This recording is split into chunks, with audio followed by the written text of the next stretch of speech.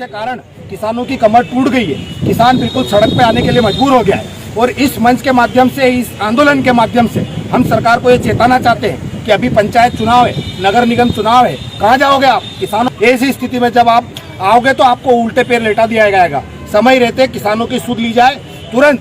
दोस्तों, इसी तरह का अतिथि शिक्षक संघ ने मध्य प्रदेश में आंदोलन करने की तैयारी कर ली है। जिला नरसिंहपुर मध्य प्रदेश 27/5/2022। जिला कलेक्टेड महोदय नरसिंहपुर, एसडीएम महोदय जी जिला नरसिंहपुर।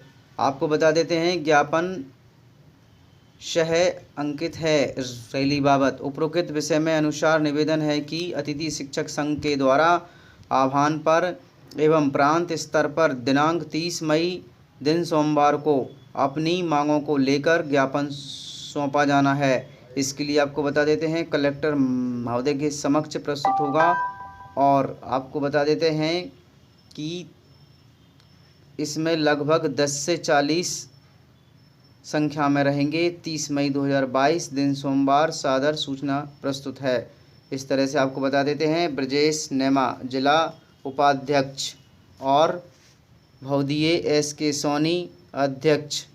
इस तरह से सरकार के लिए पहले ही अवगत करा दिया गया है कि मध्य प्रदेश में अब एक व्यापक आंदोलन होने वाला है। इस तरह से शासन को भी अवगत करा दिया गया है, जैसा कि आपको स्क्रीन पर दिखाई दे रहा होगा। और हमारा मध्य प्रदेश का अतिथि शिक्षक आज बैठा हुआ है और नगर पालिका के लोग भी बैठे हुए हैं। इस तरह से हमारे मध्य प्रदेश में बेरोजगारी की हड़कंप मचा दिया है। इस तरह से आपको बता देते हैं हमारा मध्य प्रदेश का अतिथि शिक्षक संघ इतना कमज़ोर नहीं है।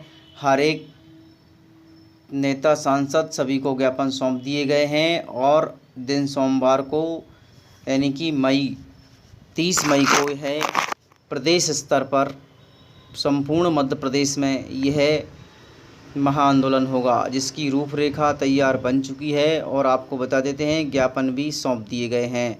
अनुमति भी 52 जिले एक साथ लेकर दिन सोमवार 30 मई को यह ज्ञापन सौंपा जाएगा और महाआंदोलन की तैयारी, क्योंकि मध्य प्रदेश की सरकार ने मध्य प्रदेश के अतिथि शिक्षकों के साथ आहद किया है और उन लोगों का खून चूसा है। इस तरह से मध्य प्रदेश की सरकार को यह देखना चाहिए कि 14-15 वर्षों से कर रहे अतिथि शिक्षकों का भविष्य सुरक्षित करे, तब जाके मध्य प्रदेश के अतिथि शिक्षकों का भविष्य सुरक्षित होगा, तो मध्य प्रदेश के बच्चों का भविष्य सुरक्षित होगा।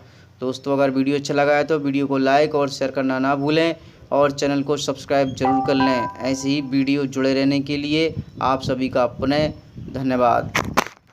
और अब ले चलते हैं आपके लिए आकांक्षा ठाकुर के लिए। उन्होंने अतिथि शिक्षकों के लिए नियमितीकरण की आवाज़ उठाई। डॉक्टर आनंद राय भी शामिल। लोग जो हैं जुड़े हैं, अतिथि शिक्षक जो हैं और काफी समय से मांग कर रहे हैं नियमितीकरण की। ज्योतिरादित्य सिंधिया जो है जब कांग्रेस में हुआ करते थे तब वो पहुंचे थे पंडाल में और वादा किया था कि जो है मैं आप लोग का आपका हक दिलाऊंगा। बीजेपी में आ गए हैं, कैबिनेट में है जो है केंद्र सरकार में, लेकिन हक अभी तक मिलता दिखाई नहीं दिया है। देखिए, अतिथि विद्वान और अतिथि शिक्षक दोनों आंदोलन से मैं बहुत करीबी से जुड़ा हूँ और मैं तत्कालीन सरकार से लड़ा भी हूँ। मैं कमलनाथ जी और जीतू पटवारी से लड़ा हूँ कि इन लोगों के साथ आपने अन्याय किया।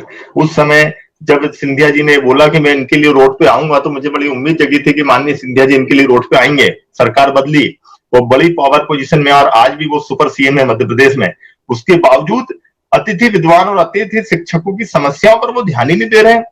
आपने उनका इस्तेमाल किया, आपने भावनाओं से खेला उनकी और आपने बोला कि मैं आपके लिए रोड पे आऊंगा और आपने इस बहाना लेकर आपने सरकार गिरा दी, अच्छी भली जो सरकार चल रही थी, और अब आप उनकी समस्याओं पर बिल्कुल ध्यान नहीं दे रहे। तो ये आपकी खुद की इमेज डेंट होगी।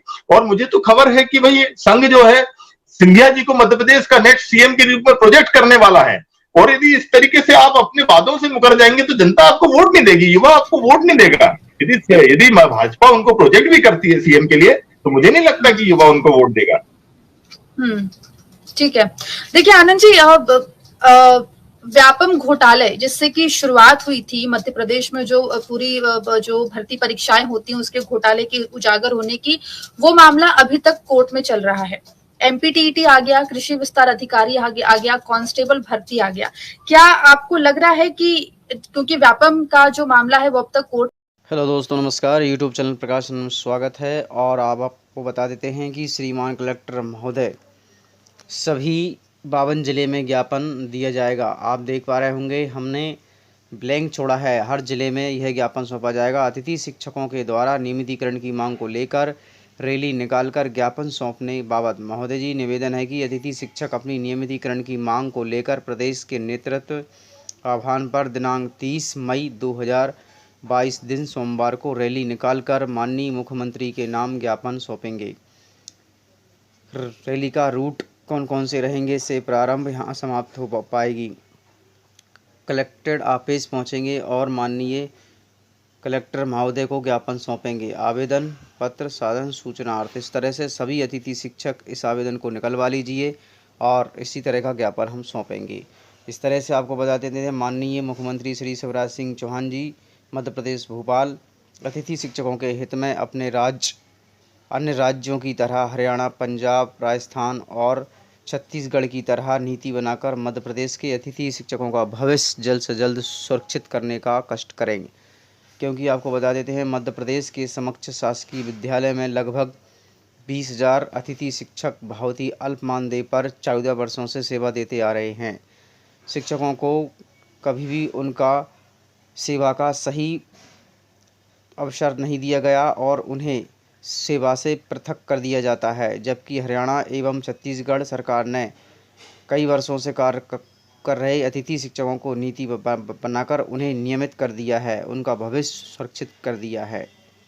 इस तरह से मध्य प्रदेश के अतिथि शिक्षकों के लिए सबसे बड़ी दुर्भाग्य की बात यह है कि शिवराज सिंह चौहान जी कब हमारे मध्य प्रदेश के अतिथि शिक्षकों को नियमितीकरण करेंगे। मध्य प्रदेश का अतिथि शिक्षक 15 वर्ष पूर्ण कर अच्छा रिजल्ट दिया है, फिर भी अतिथि शिक्षकों के हित में किसी भी मंत्री, मुख्यमंत्री और सांसद और विधायक ने उनके लिए नियमितीकरण की मांग को नहीं समझा है। इस तरह से माननीय महोदय जी से निवेदन है कि सैकड़ों मंत्री, विधायक और सांसद अतिथि शिक्षकों के समर्थन में पत्र लिख चुके हैं। इस तरह से माननीय मुख्यमंत्री जी से निवेदन है कि अन्य राज्यों की तरह मध्य प्रदेश के अतिथि शिक्षकों का भविष्य सुरक्षित करने की कृपा करें, क्योंकि मध्य प्रदेश के अतिथि शिक्षकों ने शिक्षा की रीढ़ की हड्डी बनकर आज लगभग आपको बता देते हैं 100% रिजल्ट देने का प्रयास किया है। तो इस तरह से आपको बता देते हैं, शासकीय सभी मध्य प्रदेश के जो शासकीय शिक्षक हैं, आपको बता देते हैं कि 9 जून ग्रीष्मकालीन अवकाश घोषित किया गया था, उसे स्थगित करते हुए निरस्त किया जाता है। और यह आदेश मध्य प्रदेश के राज्यपाल के नाम से आदेश अनुसार प्रमोद सिंह, उप सचिव स्कूल शिक्षा विभाग। आपको बता देते हैं कि अब सभी शिक्षकों की ड्यूटी चुनाव में लगा दी जाएंगी और है चुनाव प्रक्रिया आपको बता देते हैं 6 जून से नामांकन फॉर्म शुरू हो जाएंगे और इसकी प्रक्रिया जल्द प्रारंभ की जाएगी। किसान बिल्कुल सड़क पे आने के लिए मजबूर हो गया है और इस मंच के माध्यम से, इस आंदोलन के माध्यम से हम सरकार को ये चेताना चाहते हैं कि अभी पंचायत चुनाव है, नगर निगम चुनाव है, कहाँ जाओगे आप? किसानों के पास ही आना है। एड़ियां रगड़ जाएगी, आपकी घिस जाएगी। और हर मालवा के हर गांव में, हर एक घर में, हर दूसरे घर में 100 कट्टे, 200 कट्टे इन किसानों से अगर आप पूछोगे, कोई भी किसान ऐसा नहीं जिसके घर में 50-60 कट्टे से कम लहसुन रखी हो। ऐसी स्थिति में जब आप आओगे तो आपको उल्टे पैर लेटा दिया जाएगा। समय रहते किसानों की सुध ली जाए तुरंत। अरे हम अपना हक मांगते हैं, अरे हम अपना हक मांगते हैं। आज हम सब लोग जिस तरीके से हमारे देश में, पूरे देश भर में 15 लाख टन का जो 15 लाख मेट्रिक टन का लहसुन का टोटल उत्पादन होता है, उसमें अगर देखें तो पूरे देश भर में सबसे अग्रणी मध्य प्रदेश है। और मध्य प्रदेश की अगर हम बात करें तो मालवा रीजन, मालवा मतलब आपका आ जाएगा देवास, उज्जैन, धार, शाजापुर, ये जिला जो है, यहाँ पर खास तौर से लहसुन की खेती होती है। अगर इस पूरी लहसुन का जो 15 लाख मेट्रिक टन की अगर हम बात करें तो इसमें से 50% लहसुन जो है ये 5-6 डिस्ट्रिक्ट के अंदर है। अभी सरकारें बड़े बड़े दावे, वादे, इरादे तो करते हैं, लेकिन वास्तविक धरातल पे ये है कि 2,000 रुपये नाम सिर्फ किसानों के खाते में डालने की बजाय एक एक किसान को 3-3, 4-4 लाख रुपए का सीधा नुकसान है। जिस तरीके से ज्ञापन में हमने स्पष्ट उल्लेख किया है कि 1 बीघा की जो लहसुन है उसकी लागत है 32,500 रुपये।